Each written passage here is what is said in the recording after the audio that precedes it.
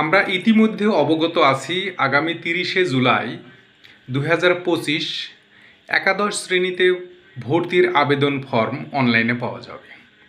এখন ভর্তি হতে হলে করণীয়টা কি কি করতে হবে, কি প্রয়োজন তা নিয়েই আমি সংক্ষিপ্ত আকারে আলোচনা করব। যারা 2025 সালে এসএসসি পরীক্ষায় উত্তীর্ণ হয়েছ তারা একাদশ শ্রেণীতে ভর্তি হওয়ার জন্য আগামী 30শে জুলাই থেকে আবেদন করতে পারবা। এখন আবেদন করার জন্য করণীয়, প্রথমে আবেদন করতে হবে সরকার নির্ধারিত অনলাইন প্ল্যাটফর্ম ওয়েবসাইটে। সরকারের নিজস্ব ওয়েবসাইট আছে যার মাধ্যমে একাদশ শ্রেণীতে ভর্তির জন্য আবেদন করতে হবে। এসএসসি পরীক্ষার রোল নম্বর প্রয়োজন হবে, এটা কাছে রাখতে হবে। রেজিস্ট্রেশন নম্বর প্রয়োজন হবে, এটাও সাথে রাখতে হবে।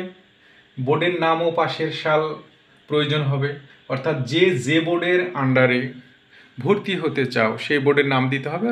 পাশের সাল সাধারণত 2025। সচল মোবাইল নম্বর দিতে হবে, যে মোবাইলটা সচল রয়েছে ব্যবহার হচ্ছে সেই মোবাইল নম্বরটা দিতে হবে, কারণ মোবাইলে একটি ওটিপি আসবে। এই ওটিপি যদি মোবাইলে না আসে তাহলে আবেদন ফর্মের সমস্যা হতে পারে। এর জন্য মোবাইলটা অবশ্যই সচল হতে হবে।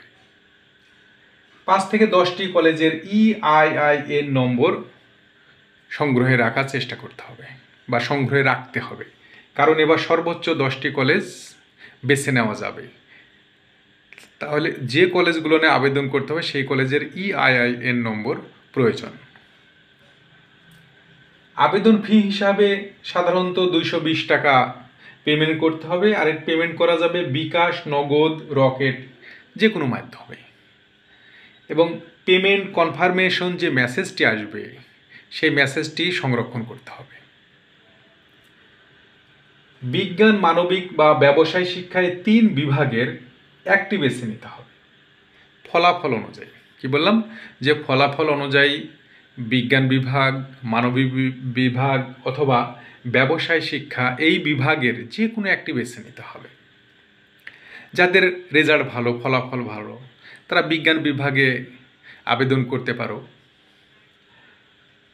প্রয়োজনের ছবি পাসপোর্ট সাইজের ছবির কাছে রাখতে হবে, কারণ আবেদন ফর্মের সাথে ছবির প্রয়োজন নেই, কিন্তু কোনো কলেজ যদি চেয়ে বসে তখন ছবি দিতে হবে।